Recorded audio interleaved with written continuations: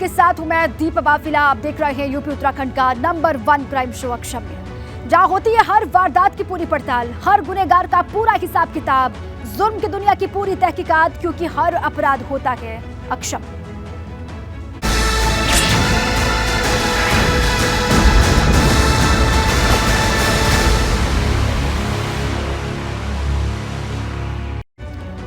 और अक्षम में आज हम आपको दिखाने जा रहे हैं यूपी कानून के राज और अमन चैन को चुनौती देने वाली वो बड़ी खबरें जो सावधान भी करती हैं और आपको खबरदार भी।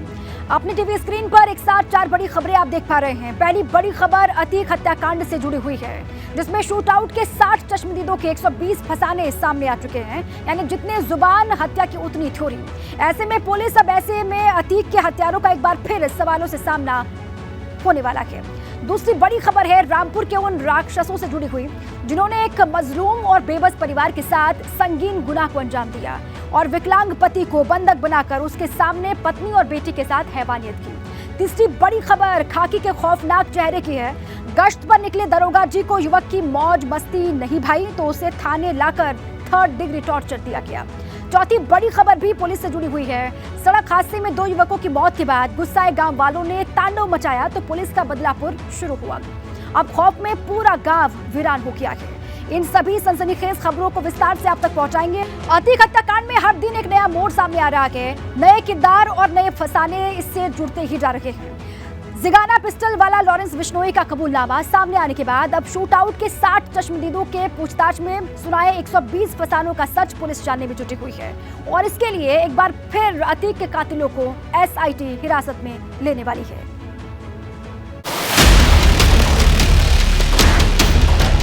अतीक हत्या केस में कुछ बड़ा होने वाला है। 60 चश्मदीदों के बयान क्रॉस चेक करेगी SIT। अतीक के हत्यारों का फिर सवालों से सामना। लॉरेंस बिश्नोई कनेक्शन से जुड़े होंगे सवाल। सबसे बड़े माफिया की सबसे बड़ी मर्डर मिस्ट्री की पड़ताल लगता है अब अपने अंतिम दौर में पहुंच चुकी है। एक तरफ न्यायिक आयोग की टीम 4 बार प्रयागराज का दौरा कर तमाम सबूत इकट्ठा कर चुकी है, तो दूसरी तरफ SIT की जांच भी अपने आखिरी दौर में पहुंच चुकी है। इस बीच लॉरेंस बिश्नोई वाला एंगल भी सामने आ चुका है। NIA से पूछताछ के दौरान लॉरेंस बिश्नोई ने इस बात को कबूल किया है कि अमेरिकी made Zigana pistol Gogi gang तक उसी के जरिए पहुंची थी और तीनों हत्यारों ने भी गोगी गैंग के जरिए जिगाना पिस्टल हासिल करने का सच कबूला था। तो क्या अतीक और अशरफ की हत्या के पीछे लॉरेंस बिश्नोई गैंग की कोई खौफनाक साजिश तो नहीं? क्योंकि न्यायिक आयोग और SIT को भी इस बात का यकीन नहीं है कि अकेले दम पर 3 नई उम्र के हत्यारे पुलिस कस्टडी में मीडिया के कैमरों के सामने इतने बड़े माफिया और उसके भाई को मौत की नींद सुला सकते हैं, सरेआम गोलियों से छलनी कर सकते हैं। इस सच की तलाश में SIT फिर सवालों की फहरिस्त के साथ अतीक के तीनों हत्यारों को हिरासत में लेकर पूछताछ करने वाली है। दूसरी बात यह भी है कि जांच के दौरान SIT ने 60 से ज्यादा चश्मदीदों के बयान दर्ज किए हैं।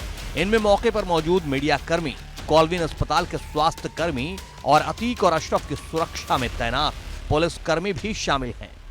इन बयानों में तमाम नई जानकारियां मिली हैं। इन जानकारियों को क्रॉस चेक करने के लिए तीनों हत्यारों को SIT अपनी कस्टडी में लेने की तैयारी में है। इसके लिए SIT जल्द CJM कोर्ट में अर्जी दाखिल करेगी। इससे पहले SIT मई महीने में 5 दिनों तक जेल में बंद अतीक के तीनों हत्यारों से पूछताछ कर चुकी है। इस बीच खबर यह भी है कि अतीक अहमद के वकील विजय मिश्रा के खिलाफ भी FIR दर्ज हो चुका है। प्रयागराज के अतरसुइया थाने में FIR दर्ज हुई है। माफिया अतीक अहमद के नाम पर 3 करोड़ रुपए की रंगदारी मांगने से जुड़ा मामला है। प्लाईवुड कारोबारी मोहम्मद सईद से अतीक अहमद के नाम पर 3 करोड़ रुपए की रंगदारी मांगने का इल्जाम है। अतीक अहमद के वकील विजय मिश्रा पर है। आरोप है कि रंगदारी नहीं देने पर जान से मारने की धमकी दी गई। वकील विजय मिश्रा के खिलाफ IPC की धारा 386, 504 और 507 के तहत केस दर्ज हुआ है। 20 अप्रैल को कारोबारी मोहम्मद सईद को फोन पर धमकी देते हुए 3 करोड़ रुपए की रंगदारी मांगी थी। आरोप है कि वकील विजय मिश्रा ने सईद की दुकान से इसी साल 5 जनवरी को तकरीबन 1.25 लाख रुपए का सामान उधार लिया था। किश्तों में कुछ पैसे लौटाए भी थे। 17 अप्रैल को भी पैसे मांगने पर विजय मिश्रा ने गाली गलौज कर धमकी दी थी। इस बीच उमेश पाल हत्याकांड में आरोपी अतीक अहमद की बहन आयशा नूरी के सरेंडर करने की खबरें सामने आ रही हैं। आयशा नूरी की अर्जी पर सीजेएम कोर्ट ने पुलिस से जवाब तलब किया था। कोर्ट ने रिपोर्ट नहीं देने पर थाना प्रभारी को भी तलब किया था। थाना प्रभारी धूमनगंज राजेश कुमार मौर्य की ओर से कोर्ट में रिपोर्ट दाखिल की गई है। सीजेएम कोर्ट ने रिपोर्ट स्वीकार कर ली है। अब 25 मई को आयशा नूरी की सरेंडर अर्जी पर सुनवाई होनी है। पुलिस ने अपनी जांच में आयशा नूरी को आरोपी माना है। 5 लाख रुपए का इनामी बमबाज गुड्डो मुस्लिम उमेश पाल की हत्या के बाद मेरठ में आयशा नूरी के घर पर ही ठहरा हुआ था। आयशा नूरी पर गुड्डू बमबाज को पनाह देने और आर्थिक तौर पर मदद देने का आरोप है। Bureau report, ABP Ganga. कुछ पुलिस वालों ने खाकी की खौफनाक पहचान बना डाली है। ये वो बददिमाग खाकी वाले हैं जिनके दिलो दिमाग में हरदम वर्दी का गुरूर और फितूर सवार रहता है। हापुड़ में ऐसे ही पुलिस वालों ने एक नौजवान को बिना कसूर के लहूलुहान कर डाला।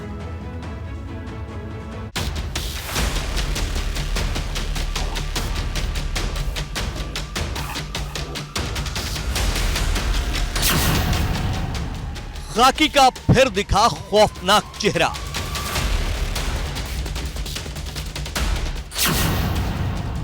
अपराधी की तरह युवक को चौकी में पीटा। बिना जुर्म के भी क्यों दी 3rd डिग्री सजा।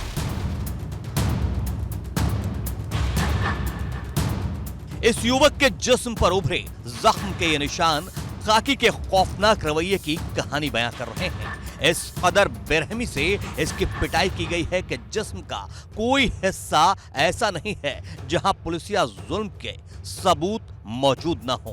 पीड़ित युवक का कसूर सिर्फ इतना था कि अपने दोस्तों के साथ हंसी मजाक कर रहा था। दारोगा जी को भला ये कैसे भाता। लगभग रात के 9 साढ़े 9 बजे गांव के पास ही हमारा सोनी फार्म हाउस है, तो हम वहाँ बैठे हुए थे। मैं था, मेरे एक यार दोस्त भी थे। हम वहाँ मजाक कर रहे थे, तो इतने में पुलिस वहाँ आ जाती है। उन्होंने बोलते हैं हमसे कि भाई क्या कर रहे हैं। मैं कि सर वैसे मजाक कर रहे हैं। उन्होंने मेरे साथ मारपीट इतनी करी बहुत ज़्यादा। मुझे उठा के ले गए, मुझे होश आवास नहीं रहा। मुझे फिर सुबह पता लगा तो मैं थाने में था। फिर वहाँ से मैंने फ़ोन करवाया भाई को, तब वो आए। उसके बाद अब सारा मामला आपके सामने। बकौल उमेश वो पुलिस के सामने अपनी पहचान बताता रहा। भाई की पहचान भी बताई, लेकिन खाकी के दिमाग में जो फितूर सवार था उसका सारा खामियाजा इस नौजवान को भुगतना पड़ा। किसी तरह पीड़ित उमेश ने अपने घर वालों को इसकी खबर दी। मेरा छोटा भाई है, फार्म हाउस है अपना गांव के पास ही, वहाँ ये बैठा था। इसके साथ एक दो यार दोस्त थे। 9 साढ़े 9 के आसपास की रात की घटना है जी। पुलिस वाले आए, इन्हें बेवजह कह रहे यहाँ क्यों बैठे। बोले जी ऐसे बैठे, यार दोस्त हंसी मजाक कर रहे हैं। बोला यहाँ क्यों बैठे। ये इन्हें बोला भी कि मेरे भाई वकील हैं, ऐसे ऐसे वो बताया। उसके बावजूद भी पुलिस वालों ने जानबूझ के इसकी इतनी पिटाई की है। इसकी बहुत स्थिति खराब है।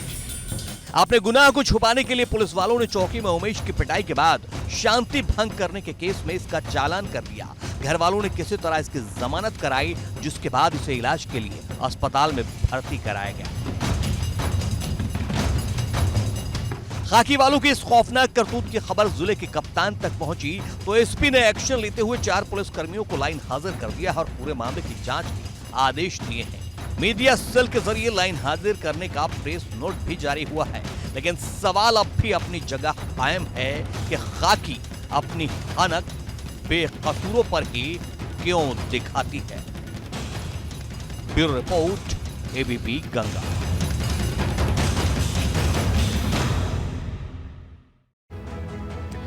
घर का मुखिया विकलांग है। पत्नी और बच्चों के साथ मिट्टी वाले मकान में जिंदगी गुजर बसर कर रहा है, लेकिन एक दिन 3 हैवान घर में दाखिल होते हैं। विकलांग पति को हाथ पैर बांधकर बंधक बना लेते हैं और फिर बारी बारी से पत्नी और नाबालिग बच्चे की इज्जत को तार तार करते हैं। पुलिस अब रामपुर के राक्षसों की शिद्दत से तलाश कर रही है।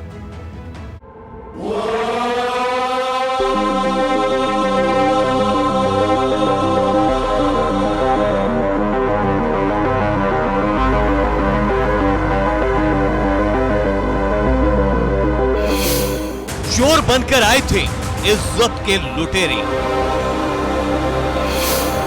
पति के सामने पत्नी और बेटी से हैवानियत, बंधक बना बेबस देखता रहा विकलांग पति। इस घर में 3 दरिंदों ने ऐसी हैवानियत की है कि सुनने वालों की भी रूह कांप उठी। घर के मुखिया के हाथ पैर बांधकर उसे बंधक बनाया और उसके सामने ही उसकी पत्नी और नाबालिग बेटी की इज्जत को तार तार किया। इस दिल दहला देने वाली वारदात के बाद से ही पूरा परिवार खौफ के साए में है। पीड़िता की जुबानी ही सुनिए उसकी दर्द भरी कहानी। हमारे साथ घटना बहुत गंभीर घटना हुई है हमारे साथ। तो आप और आपकी बेटी दोनों थे? मैं और मेरी बेटी दोनों थे। तो कितने लोग घर में आए थे? 3 लोग आए थे, मैं हथियार हो गए। तो उन्होंने क्या किस तरीके से शुरू किया घटना उन्होंने बांध के मारा था हमें।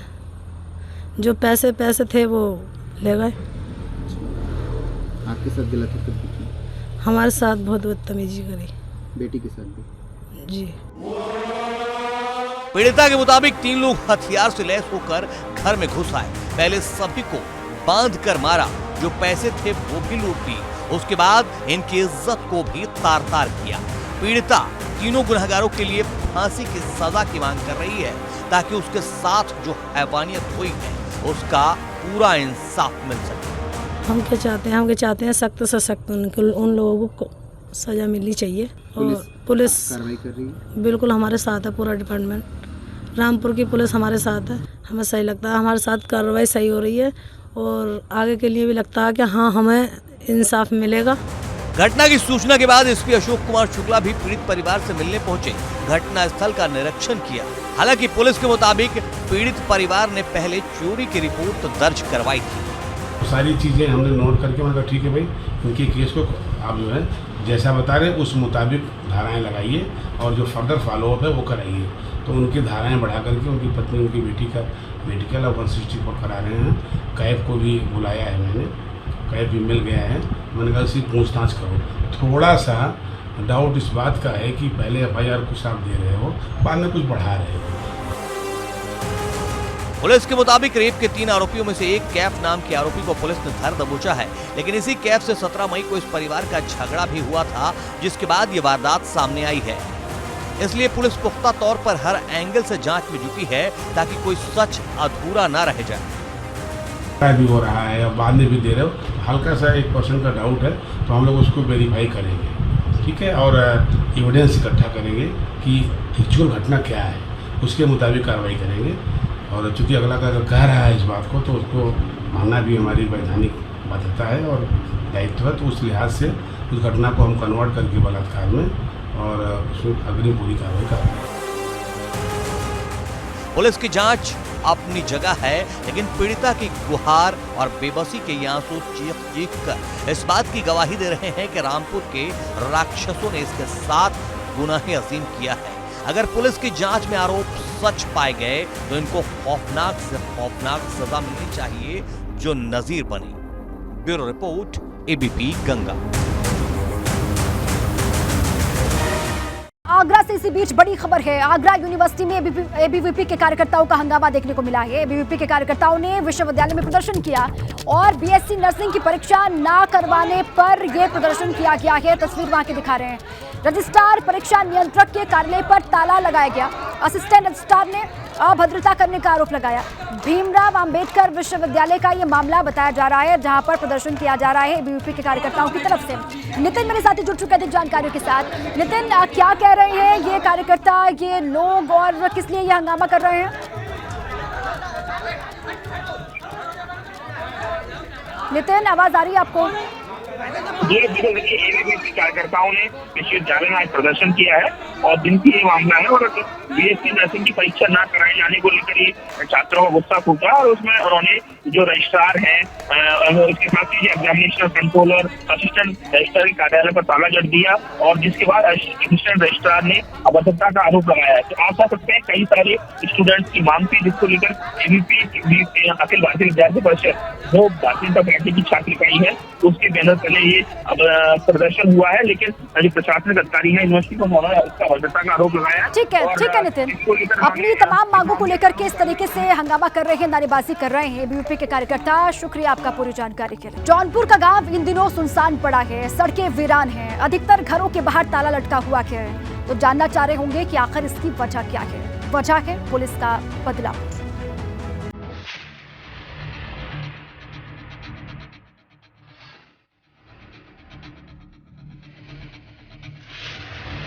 ये जौनपुर के बख्शा थाना इलाके का गांव है। यहाँ वीरानी छाई है, घरों के बाहर ताला लटका है।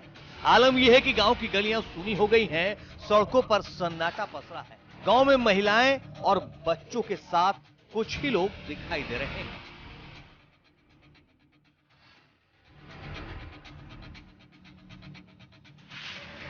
गांव में छाई इस वीरानी के पीछे की वजह दरअसल ये है कि 14 मई को गौराबाद शाहपुर थाना इलाके के तिराहे के पास सड़क हादसे में 2 युवकों की मौत हो गई। मौत के बाद गुस्साए परिजनों ने लखनऊ वाराणसी हाईवे जाम कर दिया था। जब प्रदर्शन उपद्रव में बदल गया तो मजबूरन पुलिस को लाठीचार्ज करनी पड़ी।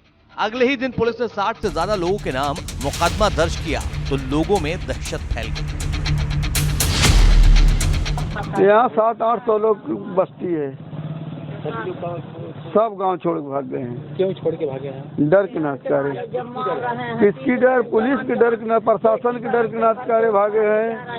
इसके लिए कि हम लोग सदर थे, हम लोग जाम नहीं, चक्का जाम नहीं किए थे। एक लड़का जो खत्म हुआ था उन्हीं लोग भोला भाई को बुलाए थे, उन्हीं लोग जाम किए थे। हम लोग बहुत मना किए थे। सड़क हादसे में अपने बेटे को खोने वाली तारा देवी बताती हैं कि पुलिस ने किस तरह से गांव में आकर बर्बरता दिखाई और इसी का डर है कि आज गांव की सड़कें सूनी हो गई हैं। इतना ही नहीं, पुलिस वालों ने ग्रामीणों के मवेशियों को भी खोलकर भगा दिया, जिससे उनका लाखों का नुकसान हुआ है। सब डर के मारे, पुलिस दरोगा के डर के मारे साथ सब गांव वाले भाग गए। सौरी में हमारे बहन की पतो थी, उसके जाके ताला खुलवा करके उसके देखते थे, हेते थे। साल भर के छोटा सा बच्चा है, उसके खटिया पे पुलिस वाला उठा के पटक दिया। एक लड़का इतना बड़ा है साहब, उसका पटक दिया, हाथ टूट गया साहब। हमारी बेटी दुआर करने आई थी, रोड में जाम लगा था, गाड़ी वहाँ उतर गई। हमारी बेटी भर के अखबार में लेके आती थी, हमको लाठी से मारे साहब। हालांकि गांव में छाई इस वीरानी के पीछे पुलिस की अपनी दलील है। पुलिस ने दबिश देकर 17 लोगों को गिरफ्तार किया है, अब बाकी की तलाश जारी है। करीब 47 लोगों की पुलिस को तलाश है, उसमें महिलाएं भी शामिल हैं। पुलिस का कहना है कि वही गांव से फरार हैं जिनकी पुलिस को तलाश है। क्योंकि अधिकांश लोग नामजद हैं उसमें, जिनका वीडियो में फोटो है, तो गिरफ्तारी के भय से भागे हुए हैं। बाकी तो उनके घर की महिलाएं वगैरह घर में हैं, जो नामजद हैं वो भागे हुए हैं। आपने भी मुआयना कल किया था? जी, हाँ, कल मैं गया था। तो वहाँ पर ऐसा नहीं है कि बाकी लोग जो नामजद नहीं हैं वो घरों में हैं, जो नामजद हैं वो भागे हुए हैं गिरफ्तारी के भय से। जाहिर है जिसने कानून के साथ खिलवाड़ किया उसके खिलाफ कार्रवाई तो जरूरी है, लेकिन कानून की आड़ में पुलिसिया तांडव को कहीं से भी सही नहीं ठहराया जा सकता। गांव की तस्वीरें और गांव वालों का बयान इस बात की तस्दीक कर रहे हैं। Bureau report, ABP Ganga.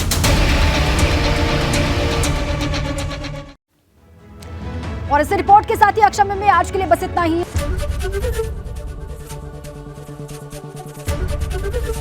ABP Ganga, खबर आपकी, जुबान आपकी।